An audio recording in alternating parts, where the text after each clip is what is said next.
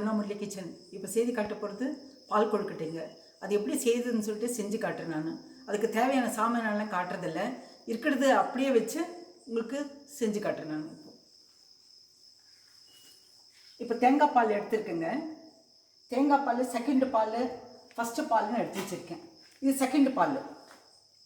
இதை ஊற்றி இது கொஞ்சம் கொதிச்ச பிறகு இந்த கொழுக்கட்டை பாருங்கள். இது கொழுக்கட்டை மாவு. அது சுடு தண்ணி ஊற்றி நெய் ஊற்றி அதில் கொழுக்கட்டை வச்சு கொஞ்சமாக உப்பு போட்டிருக்கேன். அதுக்கு கொழுக்கட்டைக்கு உப்பு போட்ட மாதிரி போடுறதில்ல, தேவையான உப்பு போடுறது கிடையாது. கொஞ்சமாக அளவுக்கு, ரொம்ப கொஞ்சமாக தூள் உப்பு போட்டு கலக்கி அது உருண்டை பிடிச்சி இந்த ஷேப்பில், எந்த ஷேப்பில் வேணாலும் நீங்கள் செஞ்சுக்குங்க. பாருங்கள், நான் ஷேப் காட்டியிருக்கேன். நான் உங்களுக்கு தேவையானாக்கா இப்படி செஞ்சுக்க, குண்டாக செஞ்சுக்குங்க, இல்லை நீட்டமாக, இல்லை இனி நீட்டமாக, எப்படி வேணாலும் செஞ்சுக்க, எந்த ஷேப் வேணாலும் அப்படி செய்து வச்சுருக்கேங்க நான். இது கொதிச்ச பிறகு இதை போடணும். இதை போட்டுட்டு செகண்ட் பாலில் வெந்த பிறகு அப்புறம் ஃபஸ்ட்டு பால் ஊற்றலாங்க. ஃபஸ்ட்டு பால் ஊற்றின பிறகு அப்புறமா வெள்ளைப்பாகு. வெல்லம் பாகு கிடையாதுங்க. வெள்ளத்தை நான் மண் இருக்கும்னு சொல்லிட்டு கொஞ்சம் தண்ணி ஊற்றி கரைச்சி வச்சுருக்கேன் நான் அடுப்பில் வச்சு. பாருங்கள், இது பாகு கிடையாது, வெல்லம் கரைச்சல், அவ்வளோதான். இதை ஊற்றி கொதிக்க வைக்கிறேங்க.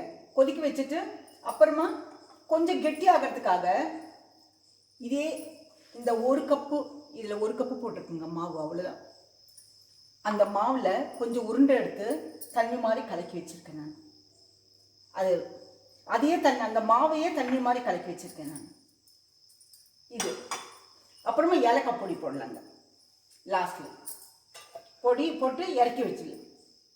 இப்போ இது செய்யுதுங்க. இப்போ பால் கொதிக்குதுங்க. கொதிக்கும் போது இது போடலாம்.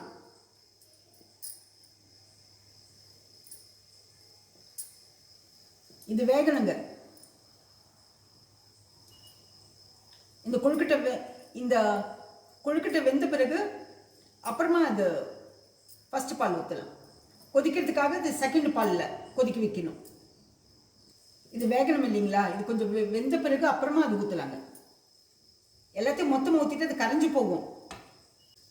இந்த மாதிரி இது போட்டுடலாங்க. இதில் நான் எல்லா ஷேப்பும் போடுறேன் உங்களுக்கு காட்டுறதுக்காக. நான் எல்லா ஷேப்பும் பண்ணி வச்சுருக்கேன் நான். இதை எடுத்து எல்லாத்தையும் கொட்டினாக்க ஒரே இடத்துல செட்டில் ஆகிடுங்க. அதனால தான் கொஞ்சமாக எடுத்து போடுறேன் நான்.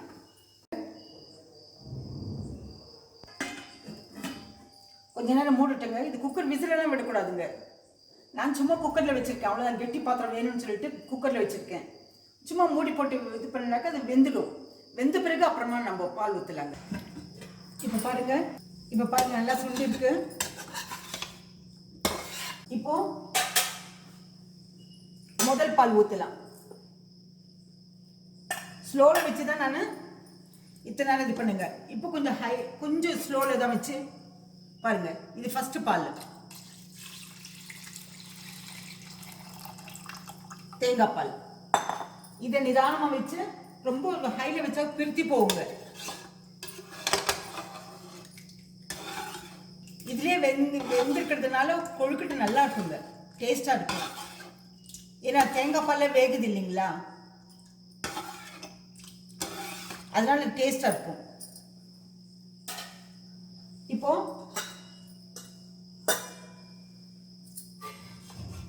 இந்த இது ஊற்றலாங்க. வெல்லம் பாருங்க, வெல்லம் வடிகட்டி வச்சிருக்கேன் இல்லைங்களா.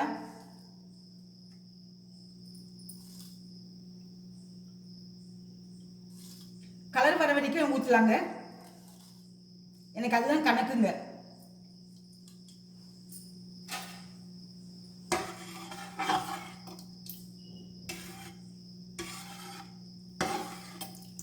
இனி கொஞ்சம் ஊற்றலாங்க.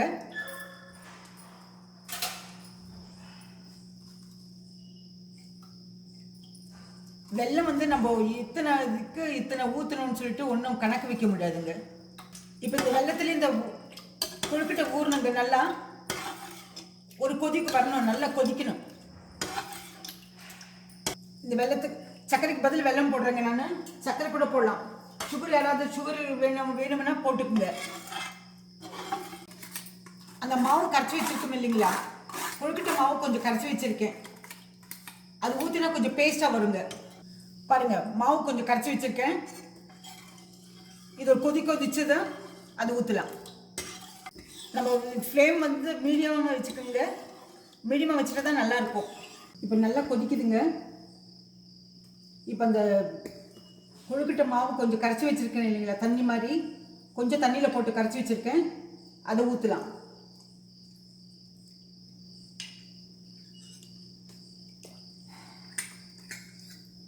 அது ஊற்றினா கொஞ்சம் கெட்டியாக வந்துடுங்க. லோ ஃப்ளேம்லேயே நல்லா கொஞ்சம் கலக்கி விடலாங்க. அது கொதிச்சதும் கெட்டியாயிடுங்க. இது செட்டிநாடு ரெசிபிங்க. இது அவங்க எல்லா ஃபங்க்ஷன்லேயும் இது செய்வாங்க. இப்போ ஜனங்க எல்லாரும் மூவ் இருக்கிறதுனால, அங்கங்கே மூவ் இருக்கிறதுனால எல்லா ரெசிபியும் தெரியுதுங்க. எல்லா ஊர்தும் ரெசிபி எல்லா பலகாரமும் செய்கிறோம் நம்ம. இது ரொம்ப நல்லா இருக்குங்க. இது டேஸ்ட்டாக இருக்கும். இது நல்லா கொஞ்சம் சுண்டி போச்சுங்க. பாருங்க, கெட்டியாக இருக்குது. இனி ஆறி போன பிறகு இனி கெட்டியாகும். இது கடைசியில் நம்ம இறக்கிறதுக்கு முந்தி இது ஆஃப் பண்ணிவிட்டு, ஸ்டவ் ஆஃப் பண்ணிவிட்டு ஏலக்காய் பொடி போடலாங்க. ஏலக்காய் பொடி ஒரு 1/2 ஸ்பூன் போட்டுக்கலாங்க. அதை கலக்கி விட்டுடலாங்க. வாசனையாக இருக்கும். குங்குமப்பூ இருந்தால் போடுங்க, இல்லைன்னா வேண்டாம். போடணுன்றது கிடையாது. நான் எல்லா ஸ்வீட்டுக்கும் போடுவேன். நான் ஒரு கலக்கிட்டு பாருங்கள். நான் இதை ட்ரான்ஸ்ஃபர் பண்ணி உங்களுக்கு காட்டுறேன்.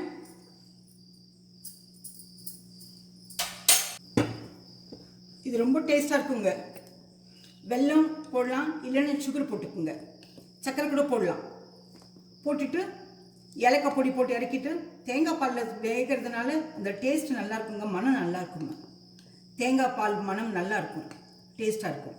இது ஆறின பிறகு இனி கொஞ்சம் திக்கிடுங்க. இந்த ரெசிபி பிடிச்சிருந்தா, செட்டிநாடு ரெசிபி பிடிச்சிருந்தா லைக் பண்ணுங்கள், ஷேர் பண்ணுங்கள், சப்ஸ்கிரைப் பண்ணுங்கள். அடுத்த ரெசிபியில் பார்க்கலாம்.